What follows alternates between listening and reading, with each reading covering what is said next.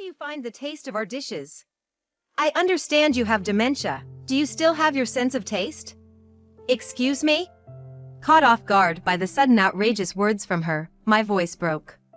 I just wondered if someone with dementia could truly appreciate the taste of our high-end restaurant. An unbelievable insult to my father. That's enough talk. I couldn't bear it anymore, my hands trembling with anger. My name is Kathy Kimball, 54 years old. My husband, Bob, who's the same age as me, works as a contractor just like my father did and runs his own construction firm. We've been married for 25 years, a seasoned couple celebrating our silver wedding anniversary. I'm sorry for boasting, but just like my favorite sweet chocolate, I adore my hardworking and considerate husband.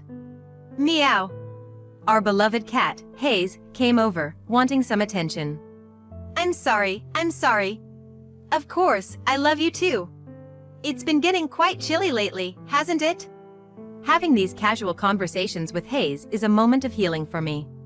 What I want you all to hear is not my boastful stories from the days when I had a slim waist, but the story of a cherished anniversary that was ruined.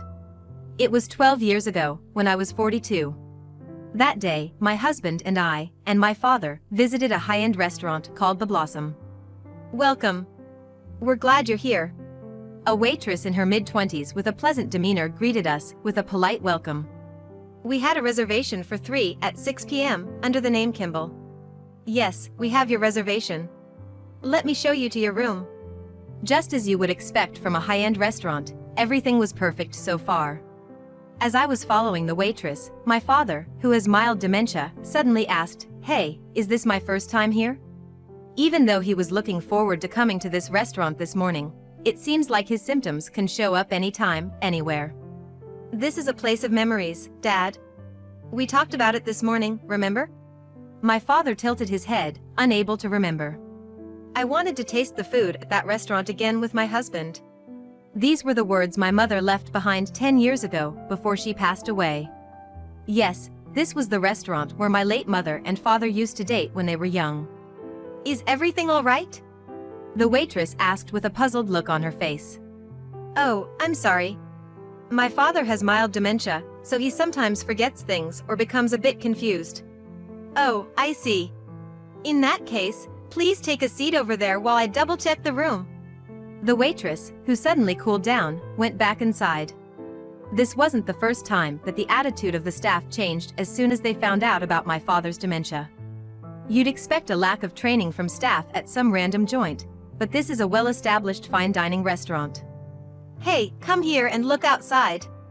The fall foliage is beautiful. Yeah.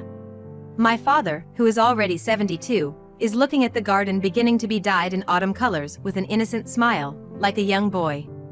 I wonder if he really forgot about this restaurant. My father, who heard the restaurant would be temporarily closed by the end of this year and be rebuilt. I visited here on my parents' wedding anniversary because he said he wanted to go one more time, but I should have taken him sooner. Regret runs through my mind. Mr. Kimball, we will guide you now. The waitress who finally came out from the back called out to us. We had been kept waiting for over 30 minutes, but there was not a single word of apology from her. On top of that, we were led to a dark, windowless room filled with a musty smell. Excuse me. We had reserved the maple room with a view of the courtyard. The room was prepared under the direction of the hostess. I had a reason to reserve the maple room. Because the flower language of the maple has the meaning of precious memories. Is the maple room not available? Yes, it is currently being used by other guests. We will bring your meal in a while, so please wait. The waitress, who answered without any semblance of cordiality, loudly slammed the door shut. Huh? What? That attitude. I felt like saying a word or two, but I couldn't cause a fuss on an important anniversary at a place full of my parents' memories. I decided to switch gears and enjoy the meal. The dishes that were brought out one after another were all beautifully colored and tasted fantastic, I think. But the attitude of the waitress serving us was arrogant, and she looked rather disgruntled. No matter how delicious the food is, if the service is bad, it can have the enjoyment of the meal. My father, I'm sorry. I didn't mean to make you uncomfortable. Inwardly murmuring my apology, my father cheerfully comments, Well, it is a fine dining restaurant after all. The food is certainly tasty. Just then, a flamboyantly dressed woman with an air of authority enters, saying, "Excuse me. I am the hostess of this restaurant." A large gemstone ring glitters on the hand. Her high, coiffed hair was reminiscent of a rooster's comb, giving off a vibe of the 80s flamboyant big wave hairstyle. Her overall appearance was more akin to a flamboyantly adorned female football player, rather than that of a traditional restaurant hostess. She is the only daughter of the deceased previous owner. After graduating from high school, she got married and lived in New Orleans, but she returned here a year ago after her divorce. I knew she had been acting as the hostess ever since. "How is the taste of our restaurant's cuisine? I heard that you have dementia. Do you still have your sense of taste?" "I beg your pardon?" At her sudden and outrageous comment, I was so taken aback that my voice squeaked. "I was just wondering if someone with dementia could appreciate the taste of fine dining cuisine." An astounding insult to my father. That's enough talk. I really couldn't bear it any longer, and I clenched my trembling hands in anger. The one most excited to come here today was my father. Yet you insult him, and that's truly disappointing. I'm deeply sorry to the chef who prepared our meal, but we don't need any more food brought out. Please bring us our bill. As though she had been waiting for my words, the hostess, in an arrogant manner, responded, "Oh, how unfortunate. But perhaps it's wise of you to leave. Here is your bill." Upon seeing the amount, I thought for a moment there must be a mistake and took a second look. What? 1,680. I couldn't help but exclaim in a flabbergasted voice. This amount is ridiculous. We only ordered the $200 per person course. When my usually mild-mannered husband raised his voice to question, the hostess responded as if it was the most natural thing in the world. That's the regular price. In your case, since you are accompanied by a person who has dementia and needs care, we charge an additional $1,000 as a nuisance fee. Excuse me? An inconvenience fee? My father didn't cause any trouble, he was just quietly enjoying his meal. Besides, isn't it offensive to call it an inconvenience fee just because he has dementia? At this point, I was at my breaking point. But the hostess persisted. Offensive? We refuse guests who don't meet our standards, like you. If we knew you were bringing a guest with dementia, we would have rejected you right away. You come in here, hide an illness, and then complain about the price.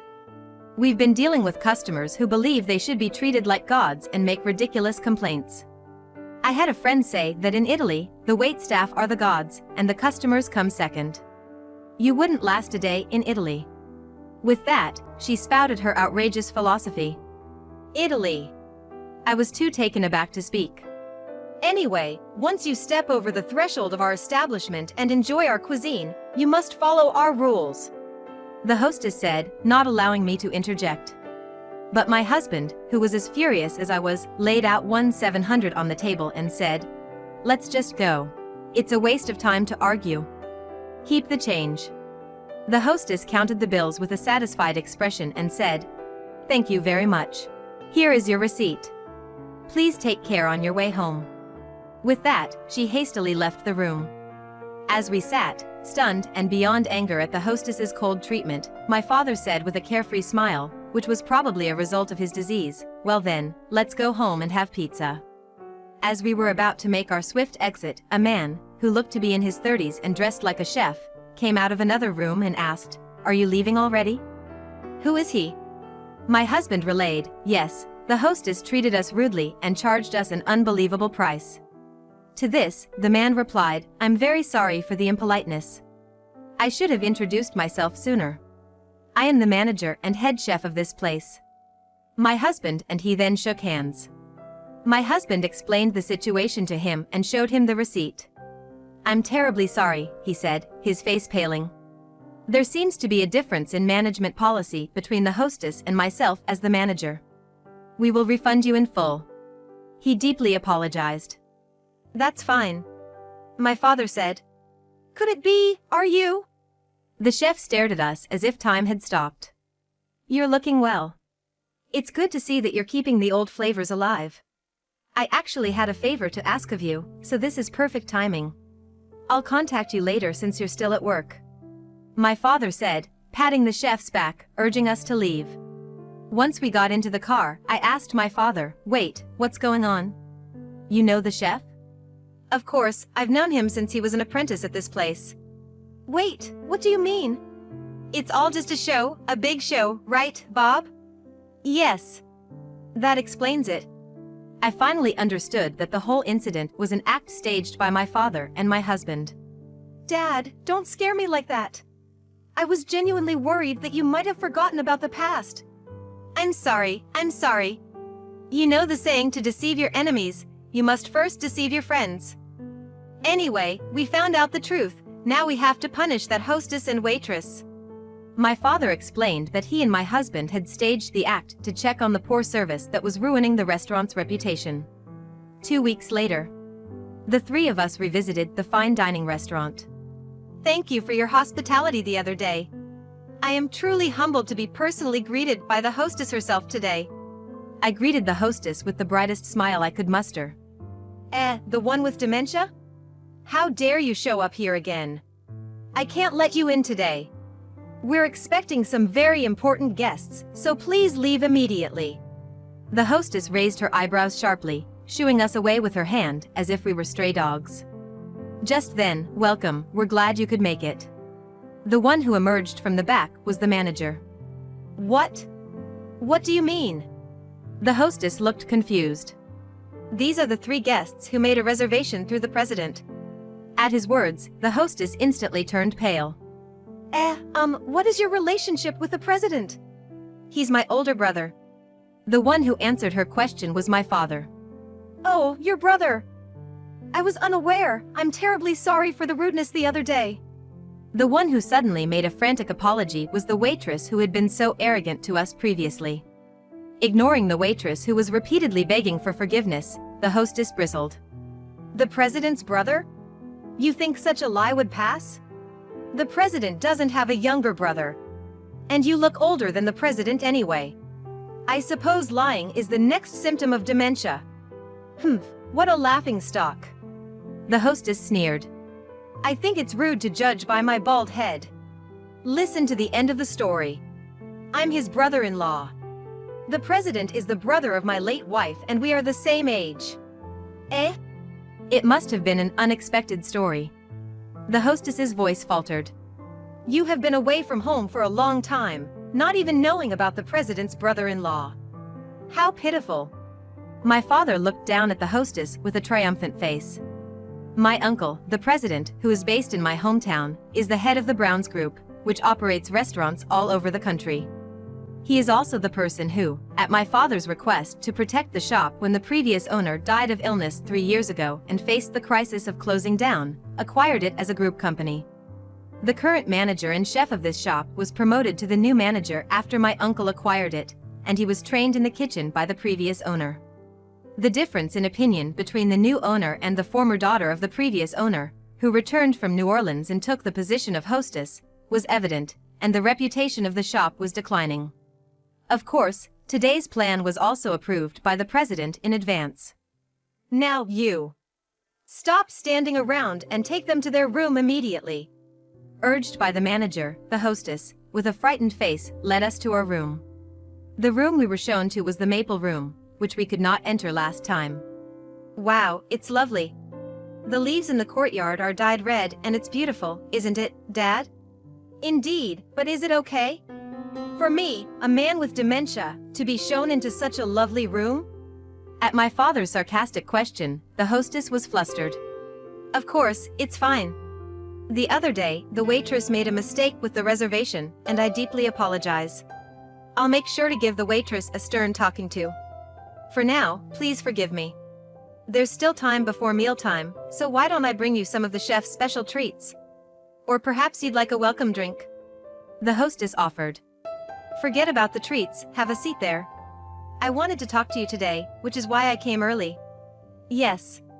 You've heard from the chairman about the plan to tear down this place and renovate it into a new restaurant, haven't you? Yes, I have. It turns out, I've been chosen to be the owner of that new place. What? What did you just say? Seeing her wide-eyed reaction, I reinforced the statement. Therefore, all the management and personnel matters of the new restaurant will also be entrusted to my father. Got it? However, the hostess seemed to think it was a joke and returned with a laugh. Oh, you must be joking. Even if you're the chairman's brother-in-law, running a high-end restaurant is no easy task for a novice. You're quite good with wordplay. What? You're saying a novice can't handle it? You don't need to beat around the bush, it's clearly written all over your face. There's no way this old geezer can run a high-end restaurant, isn't that it? No, I didn't mean it that way. Seeing her stumble over her words, my father interjected, Unfortunately, I'm not quite as senile as you might think. The forgetfulness of dementia, all a performance. I've heard whispers about your poor service. That's why I've been playing along. What? How could you? She pulled out a handkerchief and wiped the sweat from her forehead. Furthermore, you. Yes, what is it? If anything is a bad joke, it's that coxcomb-like hairstyle of yours. This is not a coxcomb, it's modeled after a peacock. What, seriously? Not a rooster, but a peacock. Whether it's a peacock or whatever, I don't care. You may say that the height of your comb represents the pride of a high-end restaurant, but to me, it just looks like showing off. After all, what's the point of the hostess standing out the most in a place that's supposed to entertain guests? Don't you think? Sorry. Like a deflating balloon, the hostess's voice grew smaller. I launched a follow-up attack. You used to live in New Orleans, didn't you? Yes. What about it? I used to work as a receptionist at a well-established sweet shop in New Orleans where my aunts-in-laws ran. I started working there simply because I wanted to live in the city, with no awareness of preserving the shop's reputation. I angered customers with my careless attitude. It was then that I realized, it's not just about the taste, but also the spirit of hospitality that is crucial in upholding the reputation of an establishment. I learned that from the city of New Orleans and its customers. But it seems that what you learned in New Orleans is not the spirit of hospitality, but flamboyance and arrogance. I might not have any experience, but I think I am more suitable to be a hostess than you are. Upon hearing my words, my father, who had been quietly listening, chimed in. Kathy is right. Do you know why my late wife loved this restaurant? Of course, the previous chef's dishes were excellent. But it wasn't just the food that she loved. It was the warm hospitality from the hostess, the waitress, and the overall atmosphere of the restaurant that made her feel comfortable. If you were a customer, would you want to visit this restaurant as it is now? That is. I've only ever done carpentry, so I'm a complete novice when it comes to running a restaurant. But if I'm to take over, I want it to be a place that I'd want to visit over and over again. Looking at my father, who was passionately declaring his determination, I began to doubt whether he really had dementia. Huh? The hostess was standing straight, her legs fidgeting nervously. Noticing this, my father spoke up. What's the matter? Do you need to go to the bathroom? No, that's not it. For over an hour, we had been engaged in an animated discussion. Dad, it's about time for dinner.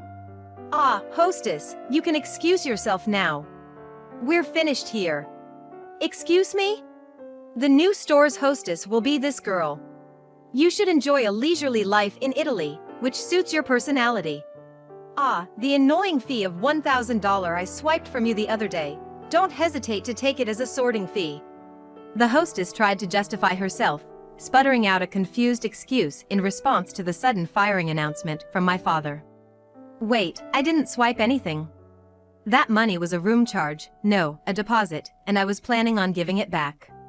So, you're saying it wasn't recorded in the books? Did you also skim off the top of the sales money? Yes, but it's not a significant amount. Either the hostess was led into a trap by my father's leading questions, or she readily confessed. You fool! We'll leave the rest to the police. Yes, Dad. As I pulled out my cell phone, the hostess began to beg. Wait. I understand, I'll return the money. So, please don't involve the police. That's right, this would be your second run-in with the law, wouldn't it? I threw in my hidden card of pursuit that I had been saving. What?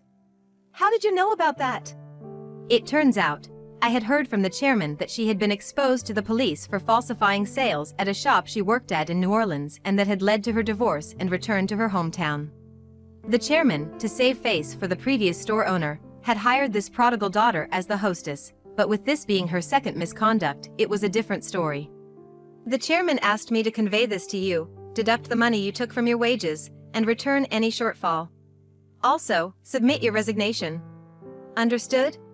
Yes. The hostess, her bangs falling over her face, nodded. If you understand, then leave. I can't walk properly. My legs are numb. What? You were fidgeting because your legs were numb? From just an hour of standing in the same portion, pathetic.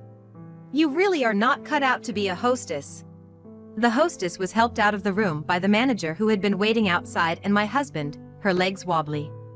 Dad, your act was worthy of an actor. You were so passionate about becoming the store owner. But I never thought that you would make up a story about me becoming the hostess of the new store.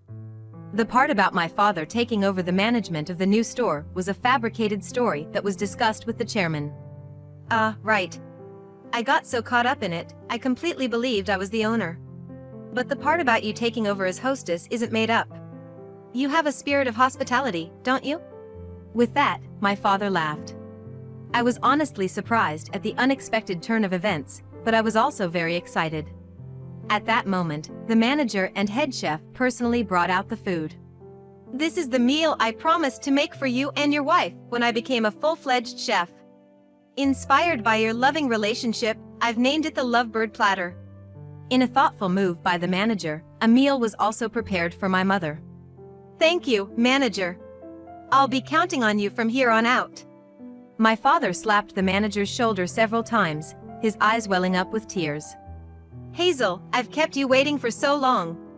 As I looked at my father, who was sitting before Mom's meal, savoring his shot of whiskey while reminiscing about the old times, I felt a lump in my throat. Then my husband, who had been left out until then, scratched his head and said, I never had a moment to shine, did I? Come on, you had your moment in the end, didn't you? Our laughter echoed around us. A few months later, our new restaurant opened. It was a barrier-free establishment, accessible even to the elderly. Leaving behind its high-end aspirations, the restaurant was reborn as a more down-to-earth establishment, a transformation my husband helped bring to life with the new construction. I, in turn, became the new hostess of this rejuvenated place. My father, our first customer, had said, "This restaurant will surely become a place of memories for you too." As we all admired the new establishment, the former hostess, who had been ousted from the restaurant, watched from the shadows. Her iconic peacock hairstyle was gone, but her burly figure was as noticeable as ever. Turns out, her claim of having friends in Italy was a lie, and her tales of Italian customs were simply plagiarized from magazines. Word about her embezzling the restaurant's revenue and subsequent firing spread through the town in no time. Apparently, she couldn't find a new job and is scraping by on the meager inheritance her parents left her. Now, our restaurant, the New Blossom, has become a famous restaurant, known across the country for its excellent food and hospitality. I've handed over the role of the hostess to the head chef's wife, and now I assist in running the establishment from the sidelines. The hostess passed the torch to the manager's wife, and I now support the restaurant from behind the scenes. Take care of Hayes. This was the last thing my father said before he passed away 5 years ago. Our beloved cat, Hayes, was found by my father 12 years ago on his way home after dining at the old The Blossom. Dad, who said Hayes was the reincarnation of Mother, named her after Mother's name, Hazel. Even as his dementia progressed and he began to forget many things, he never forgot about Hayes until his last breath. Dad, Hayes has become a little old lady, but she's still going strong. Please watch over us, along with Mom, okay? In the cold winter, there's nothing like enjoying a s'more by the heater, right? Nah, if we're talking about sitting by the heater, it's all about the hot chocolate. Oh really? Here's to another year filled with laughter.